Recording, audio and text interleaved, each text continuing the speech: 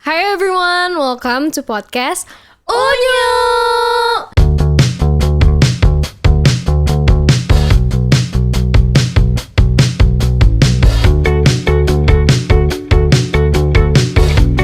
Jadi di podcast ini kita bakal bahas banyak banget hal, tapi tema hari ini adalah tentang transisi dari SMA ke kuliah nih. Nah, jadi di podcast ini tuh kita bertiga, ada aku Vina and then my friend Asya, Vida. Oke, jadi kita mungkin bakal start dari Asya dulu kali ya. Jadi gimana sih Asya?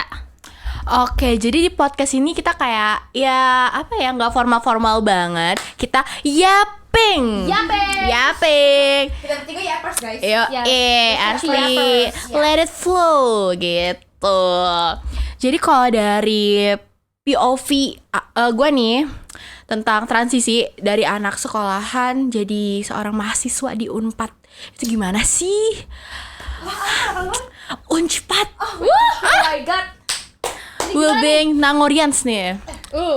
Jadi kalau anak sekolah itu kan sekolah sama kuliah itu sama-sama kayak nuntut ilmu, kita belajar, tapi tetap vibes-nya beda gitu loh, beda banget. Dari lingkup pertemanannya juga cukup beda. Mungkin juga karena gue ngerantau kali ya, jadi kayak kerasa banget apa-apa sendiri, ini sendiri gitu, kayak ya gitu deh pokoknya.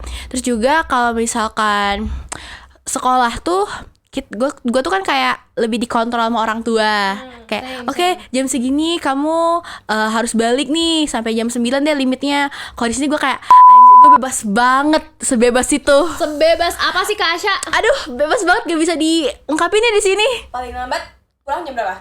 5, enggak, bercanda, bohong. Asya dong ya. Bercanda bohong. Kita sih aman. Aduh, kayak gitu sih, kayak yang bikin gue shock di situ. Kalau misalkan Vida gimana nih? Oke, jadi kalau menurut gue mungkin karena gue nggak terlalu jauh ya rantauannya nih dari orang Sumatera nih, sedangkan gue masih di Jawa Barat aja. Gue dari Bogor, gue ngerasa kayak kalau misalnya gue pas gue pertama kali kesini, gue tuh cuma culture shock sama iklim. Gila, itu gue langsung sakit. Prabu tuh gue sakit guys, karena gue bener-bener di Bogor tuh dingin, tapi sini juga dingin sih, ya nggak sih? Pagi-pagi malam tuh dingin, tapi kalau siangnya banget. kayak orang sakit anjir, kayak Bekasi level 10. Terus kalau dinginnya kayak Bogor minus 10 kayak gitu. Terus gue kayak gue sempet sakit, tapi gue nggak terlalu ngerasa yang gimana ya, berat banget hati gue, atau gue ngerasa kayak this is growing up, this is adulting. Enggak, gue gak sampai kayak gitu. Gue kayak cuma masih biasa aja. Mungkin karena gue anak bungsu juga, gue udah ngeliat pengalaman kakak-kakak gue. Sedangkan mereka berdua nih, seorang kakak nih, mereka yang memberi pengalaman ke adik-adik. Jadi menurut gue pengalaman mereka tuh lebih kompleks daripada gue sih. Tapi ya gue culture shocknya ada-ada aja. Kayak tadi pergaulan, gila cok.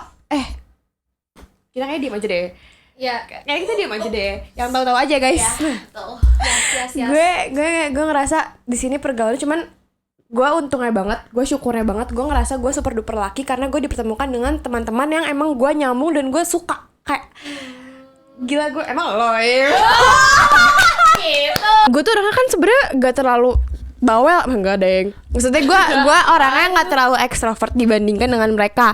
Tapi pas pertama kali ospek itu, gue duduk tuh deket mereka dan gue langsung kayak, itu tuh gue dikenalin sama teman gue yang emang gue udah kenal dari lama, Aisyah, thanks to Aisyah.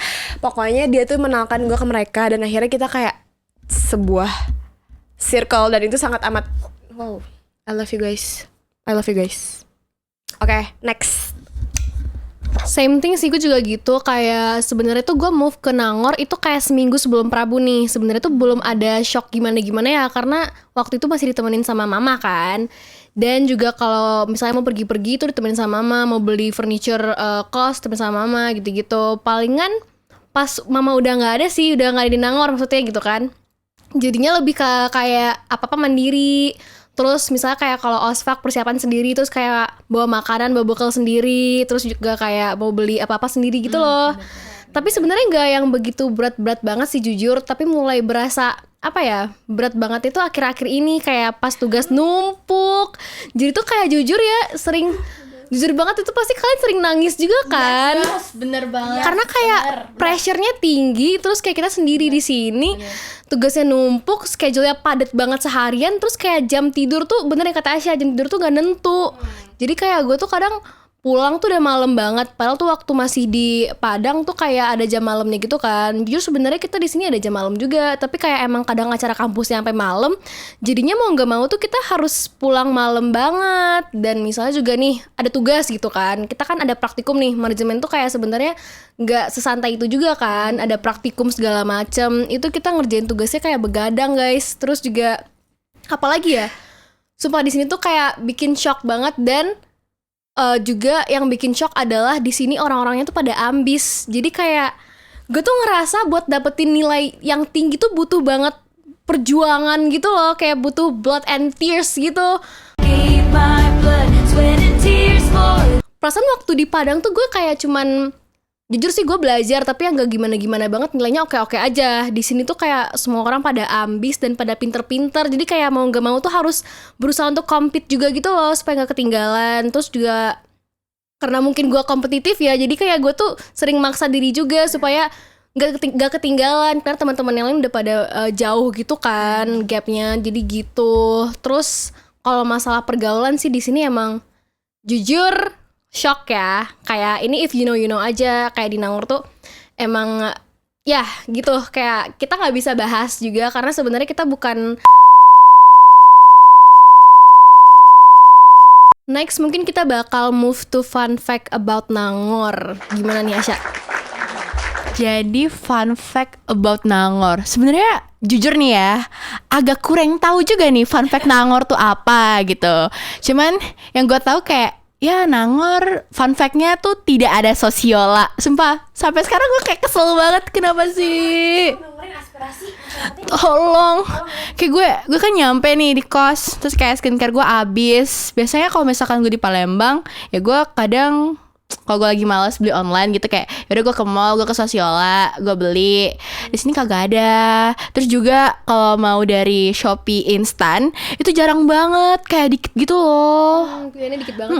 Beda banget sama kota gue dulu, kayak itu banyak banget, lu bisa milih apapun. Itu sih fun fact-nya. Terus juga di Nangor itu, di otak gue nih, kan gue kan orang Palembang ya, terus kagak ada apa-apa di sana, kayak tempat wisata tuh jarang, paling-paling kayak mall-mall doang, kayak ya ujung-ujungnya kalau misalkan hari libur ya nge-mall. Terus kayak gue mau ngerantau ke Jawa karena gue pengen tempat wisata, gue mau healing. Real. Ada kok. 1, 2, 3, Jans Park. Oke, Jans Park ya. Jans Park. It's not a shame, tapi kayak ya udah ya. Menurut gue Jans Park itu sangat amat, dia bakalan menjadi suatu tempat wisata yang emang menyenangkan karena dia juga di daerahnya tuh yang banyak pohon-pohon kan. Tapi gue heran kenapa banyak pohon di sekeliling dia tetap panas banget guys. Itu panasnya kayak panas sakit, tau nggak? Terus kalau misalnya kalian naik wahana, itu kan kalian bayar lagi kan. BT-nya tuh karena kalian harus nunggu kayak sebuah resip dari mbak-mbak kasir itu tuh ngantri banget, dan itu resipnya cuma satu. Mbak-mbak kasir itu cuma satu. Jadi lu bakalan harus kayak, kalau misalnya lu mau bayar buat wisata, maksudnya buat permainan, lu tuh harus sekali bayar kayak aku mau ini nih. Soalnya kalau misalnya kalian satu-satu itu bakalan bakalan nunggunya lama, dan itu nggak asik buat nunggu. Cuman overall gue suka sih, cuman bisa dikembangin lagi Jans Park ya, semoga. Kalau gue sih jujur fun fact about Nangor tuh di sini tuh nggak ada mall selain Jatos, dan itu pun gimana ya? Kadang kan kita kayak bosan gitu kan, palingan kayak kampus, kos, kafe buat belajar. Gue tuh pengen ke mall juga gitu loh, walaupun kayak di mall sebenarnya nggak banyak yang diliatin juga, tapi tuh kayak mungkin buat ngadem, terus kayak buat belanja skincare gitu-gitu kan. Di sini tuh cuman ada Jatos dan ya you know lah gitu. Jadi tuh kayak gue kadang palingan ke Jatos cuman buat beli bahan-bahan makanan doang jujur. Iya kan. Terus juga di sini kan sebenarnya mungkin ini kesalahan kita juga kali ya, kita kayak terlalu expect too much aja gitu sama Nangor. Padahal tuh Nangor tuh cuman sebuah sepetak kecamatan guys di Kabupaten Sumedang gitu. Ini tuh kayak ya, jadi jangan expect too much aja sebenarnya, karena kasihan Nangor. Jadi mohon maaf ya Nangor gitu.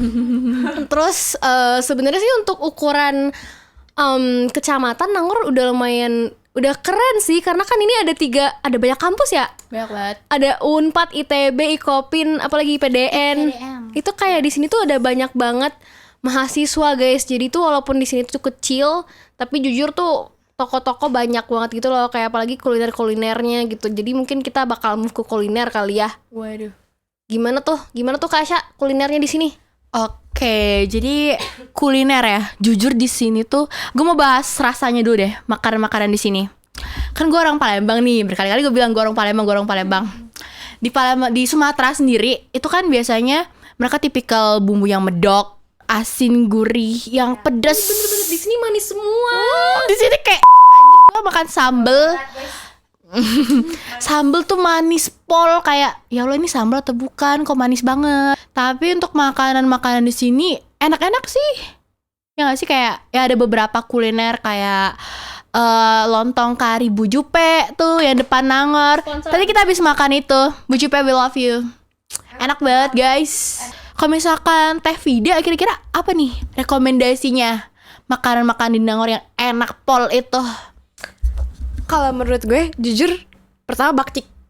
Itu udah paling legend gak sih menurut gue, dan menurut gue itu paling pasaran ya. Tapi itu emang enak banget. Soalnya gue pertama kali gue ke Nangor itu gue langsung makan bakcik. Jadi gue kayak hati gue langsung tertuju pada bakcik. Dan gue itu dapet rekomendasi dari temen gue.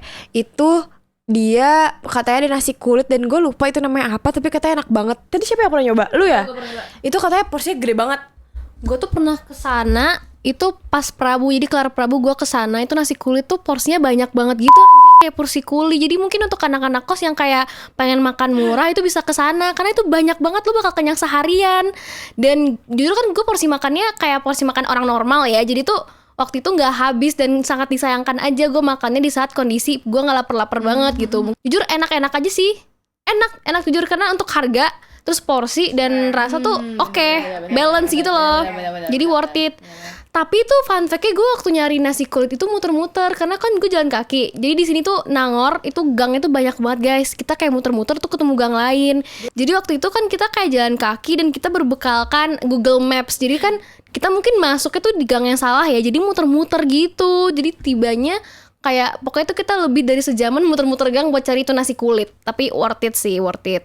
Jujur sih gue tuh sebenarnya lumayan suka eksplor kuliner nih, tapi karena di sini gue sebagai mahasiswa yang tidak punya kendaraan ya, jadi kemana-mana pakai Gojek atau enggak jalan kaki nih kalau niat, jadinya kayak gak bisa eksplor banyak juga. Bahkan gue pun tahu Pujas dari kalian semua gitu loh, yang tiba-tiba ngajakin Vin Pujas yo gitu, terus kayak gue ayo aja gitu. Dan palingan apa ya, palingan sih untuk kuliner gue lebih kayak ekspor di kampus ya, kayak kantin-kantin, karena emang seringnya di kampus kan, jarang keluar kampus juga, jadi ekspor kantin-kantin yang di Unpad aja gitu. Gue setuju sih sama yang kata Vina tadi. Kalau misalkan kita yang gak punya transportasi tuh susah banget di Nangor jujur.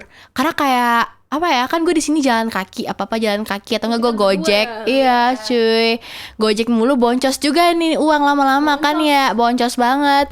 Jadi menurut gue di Nangor nih harusnya lebih dibanyakin transportasi umum sih. Kayak apa, gak cuman angkot doang gitu loh, apa kayak bikin inovasi apa gitu. Kalau bisa ini juga dong, kayak perbanyak voucher Gojek atau Grab atau ojek online apapun, please. Gue kayak kadang tuh gue pulang malam tiba-tiba tuh jadi 14.000. Terus kayak kadang tuh ada acara yang mengharuskan gue keluar malam juga 14.000. Ya Allah. Iya. Gue kayak ya Allah, ini untuk ongkos doang, untuk transportasi doang gue sehari habis berapa ya gitu. Apalagi kalau banyak kegiatan gitu, gue pernah hampir ongkos gue bisa habis 50.000, 60.000. Gue kayak aduh, uang gue mending buat makan gitu loh. Oke, tapi menurut gue dengan kita naik Gojek dan jalan kaki, sebenarnya gimana ya, gue ngerasa gue gak kebayang kalau misalnya kita semua yang gak punya kendaraan, lu bakal kebayang sekeos dan semacet apa Jatinangor. Karena pertama gue di Jalan Sayang itu gue tiap hari udah menghadap kemacetan, dan itu gue sampai pusing karena masalahnya Jatinangor kan panas banget guys, dan itu tuh kita pakai Gojek aja tuh udah macet banget, apalagi kita semua bawa motor sendiri. Cuman ya itu sih minusnya di boncos. Kritik dan saran semoga ini para Gojek mengerti ya. Pokoknya Gojek dan Grab menurut gue jangan ada promo kalau kita lagi ospek doang. Oke, jadi kayaknya jam berapa guys? Tuh udah jam Oh my god. 9 lo udah wawancara ya, Syah? Guys, mana sibuk ini ada wawancara guys. Gila. Oke, sekarang udah jam 9 malam. Ya, bohong. Oke guys, kayaknya dari kita segitu aja untuk podcast kali ini. Sebenarnya kita banyak banget dan kita sebenarnya banyak offside-nya sih karena kita yapper yang tadi ya. Certified yapper kita guys. Jadi kayak oke, kita sebenarnya masih banyak yang pengen diomongin, cuman stay tune untuk kita podcast Unyu full team. Oke. Podcast Unyu. To the new. Ulang, 1, 2, 3. Podcast Unyu. To the new. Bye all. Bye guys. Berapa menit tuh? Don't forget to like, comment, and subscribe. Yay!